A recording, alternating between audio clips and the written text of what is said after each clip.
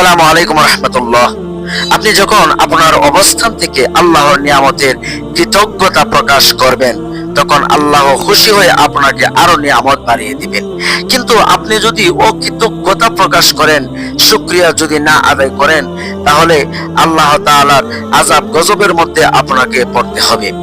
আল্লাহর পয়গম্বর হযরত মূসা আলাইহিস সালামের জামানার এমন একটি ঘটনা। হযরত মূসা আলাইহিস সালাম তিনি আল্লাহর প্রিয় নবী, মহান রাসূল। প্রায় আল্লাহর সাথে কথাবার্তা হয়, বাক্য বিনিময় হয়। এই জন্য তিনি বহু দূরে অবস্থিত তুর পাহাড়ে চলে যান। সেখানে তার আলাপ আলোচনা হয়, আল্লাহ তাআলার সাথে তিনি কথা বলেন। একদিন মূসা আলাইহিস সালাম আল্লাহর সাথে কথা বলার জন্য তুর পাহাড়ে চললেন, সম্পূর্ণ একা, ভক্তবৃন্দর কেউ সাথে নেই। প্রতিমধ্যে 3 জন লোকের সাথে তার সাক্ষাৎ হয়। তার মধ্যে 2 জন পুরুষ এবং 1 জন মহিলা। প্রথম ব্যক্তি বিশাল ধন সম্পদের মালিক, কোনো অভাব নেই তার। সে হযরত মূসা আলাইহিস সালামকে দেখে বলল, হযরত কোথায় যাচ্ছেন আপনি? মূসা আলাইহিস সালাম বললেন, আমি তুর পাহাড়ে যাচ্ছি আল্লাহর সাথে কথা বলার জন্য। সে বলল, আজ বহুদিন যাবত একটি কথা মনের মধ্যে ঘুরপাক খাচ্ছে, এজন্য আপনাকে আমি মনে মনে তালাশ করেছি। আপনি যেহেতু আল্লাহ পাকের সাথে কথা বলার জন্য যাচ্ছেন, তাই আসার পথে আমার মনের কথাটুকু আল্লাহর নিকট খুলে বলবেন। কথাটি হলো, আল্লাহ পাক আমাকে বিপুল ধন সম্পদ দিয়েছেন। আমার টাকা পয়সা ও সম্পদের পরিমাণ এতটাই বেশি যে এগুলো সামনে রাখা আমার পক্ষে অসম্ভব হয়ে পড়েছে। এমনকি এ বিশাল পরিমাণ ধন দৌলতের হিসেব রাখতে গিয়ে আমি ঠিক মতো আল্লাহ তাআলার জিকিরও করতে পারি না। অনেক সময় ইবাদতও কমতি এসে যায়। তাই আপনি অনুগ্রহ করে আল্লাহ তাআলাকে বলবেন, তিনি যেন আমাকে এমন কোনো উপায় বাতলে দেন যা করলে আমার সম্পদ কমে যাবে, এমন পর্যায়ে চলে আসে যা নিয়ন্ত্রণ রাখা আমার পক্ষে সম্ভব হয়। হযরত মূসা আলাইহিস সালাম বললেন, ঠিক আছে, আমি আল্লাহ তাআলার কাছে আপনার কথা বলবো। কিছু দূর যাওয়ার পর এক দরিদ্র মহিলা তাকে বললেন, হুজুর, মনে হয় আপনি তুর পাহাড়ে যাচ্ছেন আল্লাহ তাআলার সাথে কথা বলার জন্য। হযরত মূসা আলাইহিস সালাম বলেন, হ্যাঁ, এজন্যই যাচ্ছি। মহিলা বলল, হুজুর, আমি আপনার মাধ্যমে আল্লাহর নিকট একটি কথা জিজ্ঞেস করতে চাই। কথাটি হলো, আমার জন্য এমন কোন পন্থা আছে কি যা অবলম্বন করলে আমার গরিব হালত পরিবর্তন হয়ে যাবে? হুজুর, আমি নিতান্ত অসহায়, একবারে নিঃস্ব, ধন সম্পদ বলতে কিছুই নেই আমার। এই যে জীর্ণ শীর্ণ ছোট কুঁড়ের ঘরটি দেখতে পাচ্ছেন, এই আমার নিবাস, একমাত্র সম্বল। আমার মনে হয় আমার মতো অসহায় ও দরিদ্র নারী দুনিয়াতে আর কেউ নেই। আমি আশা করি আপনি এ ব্যাপারে আল্লাহর নিকট অবশ্যই জিজ্ঞেস করবেন। হযরত মূসা আলাইহিস সালাম মহিলার কথাগুলো মনোযোগ দিয়ে শুনছিলেন। তারপর আল্লাহর নিকট তার আবেদনটি পৌঁছাবার আশ্বাস দিয়ে সামনের দিকে তিনি চলতে লাগলেন। আরো কিছু দূর চলার পর হাত পা কাটা আরেকজন লোকের সাথে তার সাক্ষাৎ হলো। বেচারার অবস্থা দরিদ্র মহিলাটির চাইতেও অনেক বেশি করুণ। তার দূর অবস্থার দিকে তাকালে চোখ দিয়ে পানি এসে যায়, এমন অজান্তে 2 চোখ দিয়ে অশ্র বের হতে থাকে। কেননা লোকটির হাত পা যেমন নেই, তেমনই দেহ গোস্ত নেই। দেখলে মনে হয় কতগুলো হাড্ডি যেন চামড়া দিয়ে পেঁচিয়ে রাখা হয়েছে। তার মাথায় চুল নেই, চোখগুলো গর্তের ভিতর ঢুকে গেছে। সে হযরত মূসা আলাইহিস সালামকে দেখতে পেয়ে কাতর সুরে বললেন, হে আল্লাহর নবী মূসা, আমার কোনো আবেদন নেই কোনো চাওয়া পাওয়া আমার আল্লাহর কাছে। উপরন্তু এ করুণ অবস্থার জন্য মহান আল্লাহর বিরুদ্ধে আমার কোনো অভিযোগও নেই। তবে তোর পাহাড়ে গিয়ে আপনি শুধু পরম দয়ালু মহান আল্লাহ তাআলাকে জিজ্ঞেস করবেন, দুনিয়ায় আমাকে এভাবে রাখার উদ্দেশ্য কি? কেন তিনি আমাকে এভাবে রেখেছেন? তিনি আমাকে কি উদ্দেশ্য সৃষ্টি করেছেন? এর জবাব আল্লাহ পাক কি বলবেন? মেহেরবানি করে ফেরার পথে আমাকে একটু জানিয়ে যাবেন, এই আমার অনুরোধ আপনার কাছে। হযরত মূসা আলাইহিস সালাম তাকে পূর্বোক্ত ব্যক্তির নেই আশ্বাস দিলেন। তারপর পুনরায় চলতে চলতে এক সময় গিয়ে তোর পাহাড়ে হাজির হলেন। তোর পাহাড়ে এসে অন্যান্য দিনের মতো আজও হযরত মূসা আলাইহিস সালাম আল্লাহর সাথে কথাবার্তা বললেন। তারপর ফেরার পূর্বে এক এক করে 3 ব্যক্তির আবেদনের কথা জানালেন।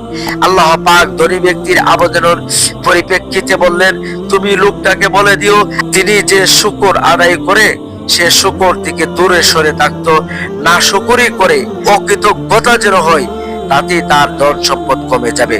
তার গরিব মহিলাকে বলে দিও তাকে আমি যে অবস্থায় রেখেছি সে যেন এই অবস্থায় তাকে আমার শুকরিয়া আদায় করে, তাহলে অল্প দিনের মধ্যে তার অবস্থান উন্নতি ঘটবে, দূর হয়ে যাবে তার ফকিরি অবস্থা, সে প্রচুর ধন সম্পদের মালিক হয়ে যাবে। সর্বশেষ হাত পা কাটা পঙ্গু লোকটির ব্যাপারে বললেন, তাকে বলে দিও জাহান্নামের দেওয়ালে একটি ছিদ্র আছে, আমি তাকে দিয়ে এই ছিদ্র বন্ধ করব, এ কাজের জন্যই আমি তাকে সৃষ্টি করেছি। হযরত মুসা আলাইহিস সালাম এসব কাজ শেষে এবার ফেরার পালা, তিনি আপন গন্তব্যের উদ্দেশ্যে রওনা দিলেন। প্রতিমধ্যে সর্বপ্রথম দেখা হলো পঙ্গু লোকটির সাথে। তিনি তাকে বললেন, ভাই আমি তোমার ব্যাপারে আল্লাহর নিকট জিজ্ঞেস করেছি, তোমার সম্পর্কে তিনি যে কথা বলেছেন তা মোটেও আনন্দদায়ক নয়। তিনি বলছেন দুজকের দেওয়ালে নাকি একটি ছিদ্র আছে, আর এই ছিদ্র বন্ধ করার জন্যই তিনি তোমাকে সৃষ্টি করেছেন। হযরত মুসা আলাইহিস সালামের কথা শেষ হওয়া মাত্রই লোকটি উচ্ছ্বাসিত আনন্দে লাফিয়ে উঠতে চাইল। অন্তরে ভয়ে চলল খুশির জ্বর। তার ভাব দেখে মনে হলো সে যেন এমন একটি শুভ সংবাদ শোনার জন্যই যুগ যুগ অপেক্ষা করে আসছিলেন।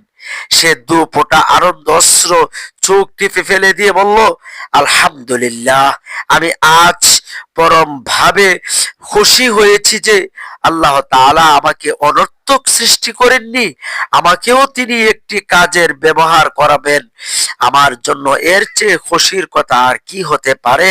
সকল বাদশাহের বাদশা মহাপরাক্রমশালী আল্লাহ তাআলা আমার মতো একজন নাকামদারকে একটি কাজের জন্য নির্ধারণ করেছেন। যাক, আমার জীবন তাহলে সার্থক। এই লোকটির কথা শুনে আল্লাহ তাআলা অত্যন্ত খুশি হলেন। খুশি হলেন হযরত মুসা আলাইহিস সালামও। তাই তো তার কৃতজ্ঞতার উত্তম প্রতিদান হিসেবে আল্লাহ তাআলা সাথে সাথে তাকে পূর্ণ সুস্থতা দান করে দিলেন। সুবহানাল্লাহ। তার হাত পা ঠিক হয়ে গেল, চেহারার উজ্জ্বলতা ফিরে এলো, ক্ষণিকের মধ্যে পরিণত হলো প্রশস্ত ললাট বিশিষ্ট সুন্দর সুদর্শন এক যুবক। সুবহানাল্লাহ। সেখান থেকে বিদায় নিয়ে হযরত মুসা আলাইহিস সালাম মহিলার কাছে এলেন, বললেন, মা, আল্লাহ পাক আপনাকে বর্তমান অবস্থা থেকে তার শুকরিয়া আদায় করতে বলেছেন। এতে নাকি আপনার বেদনাদায়ক জীবনের অবসান ঘটবে, ফিরে আসবে সুখের জীবন, কোনো অভাব থাকবে না আপনার। একথা শোনা মাত্র মহিলা মুহূর্ত কাল বিলম্ব না করে চট করে বলে উঠল, এটা আল্লাহ কি বললেন? এটা কি কোনো কথা হলো? এত কষ্ট করে আল্লাহর শুকরিয়া আদায় করব কেন? তিনি আমাকে এমন কি নিয়ামত দিয়েছেন যার জন্য আমি তার শুকরিয়া আদায় করতে পারি? যান আপনি। এ কথা শুনে মুসা আলাইহিস সালাম তিনিও বিরক্ত হলেন। তিনিও মনে মনে ভাবলেন, আল্লাহ তাআলা তো তাকে ছোট একটি করে গড় দান করেছেন, তার হাত পা তো ঠিক আছে, তার সব কিছুই তো ঠিক আছে, তাহলে এই বৃদ্ধা মহিলার উদ্ভটপূর্ণ আচরণ কেন? কথাগুলো তিনি তন্ময় হয়ে ভাবছিলেন। সাথে সাথে তিনি মহিলার পরিণতির কথা ভেবে উদ্বিগ্ন হচ্ছিলেন। তার ললাটে ফুটে উঠছে গভীর চিন্তার। সাথে সাথে হযরত মুসা আলাইহিস সালাম দেখতে পাইলেন মহিলার এই কুঁড়ে ঘরটিও একটা ঝড় এসে এই কুঁড়ে ঘরটি উড়িয়ে নিয়ে গেল। তখন মহিলা সঙ্গে সঙ্গে বলল, হায়, আমি যদি কৃতজ্ঞ হতাম, শুকরিয়া আদায় করতাম, তাহলে আমাকে শেষ সম্বলটুকু হারাতে হতো না। মহিলার কাছ থেকে চলে এসে হযরত মুসা আলাইহিস সালাম প্রথম ব্যক্তি অর্থাৎ ধনী লোকটির কাছে এসে বললেন, আল্লাহ পাক তোমাকে যে ধন সম্পদ নিয়ামত দিয়েছেন, তুমি যদি নাশুকরি করো, তুমি যদি অকৃতজ্ঞ হও, আল্লাহর শুকর আদায় করে ছেড়ে দাও, তাহলে আল্লাহ তাআলা তোমার ধন সম্পদ কমিয়ে দিবেন। এই লোকটি বললেন, কি বলেন এসব? আমি আল্লাহ তাআলার শুকরিয়া না শুকুর কিভাবে হব? কিভাবে আমি অকৃতজ্ঞ হব? আমি আমার ধন সম্পদ যদি এই দুনিয়া পরিমাণও বেড়ে যায়, তাহলেও আমি অশুক্রিয়া বা নাশুকুর, আমি অকৃতজ্ঞ হতে পারবো না। পরবর্তী সময়ে দেখা গেল ওই লোকের ধন সম্পদ আরো বেড়ে গেল। প্রিয় সম্মানিত দর্শকবৃন্দ, আসলে চিন্তা করলে দেখা যাবে জীবনের প্রতিটি মুহূর্তে, প্রতিটি পদে পদে আমরা আল্লাহ তাআলার অসংখ্য নিয়ামত ভোগ করেছি। তার নিয়ামত ছাড়া কোনো কাল বেঁচে থাকাও আমাদের পক্ষে সম্ভব নয়। আল্লাহ পাক পবিত্র কোরআনে বলেছেন, লা ইন শাকারতুম লা আযীদান্নাকুম ওয়া লা ইন কাফারতুম ইন্না আযাবি লাশাদীদ। তোমরা যদি আমার শুকর আদায় করো তাহলে তোমাদেরকে আমি আল্লাহ আরো নিয়ামত বাড়িয়ে দিব, আর যদি শুকরিয়া থেকে দূরে থাকো, না শুকুর হও, তাহলে আমি আল্লাহর গজব আযাবের মধ্যে তোমরা পড়তে হবে। আল্লাহ পাক আমাদের সকলকে তার প্রদত্ত অসংখ্য নিয়ামত, যেন ধন সম্পদ, গান বৃদ্ধি, আলো বাতাস, আগুন পানি, চোখ নাক হাত পা ইত্যাদি শুকরিয়া আদায় করার তৌফিক দিন, এবং সাথে সাথে এসব নিয়ামতকে প্রিয় নবী সাল্লাল্লাহু আলাইহি ওয়াসাল্লামের নির্দেশিত পথে ব্যবহার করার তৌফিক নসিব করুন। আল্লাহুম্মা আমিন।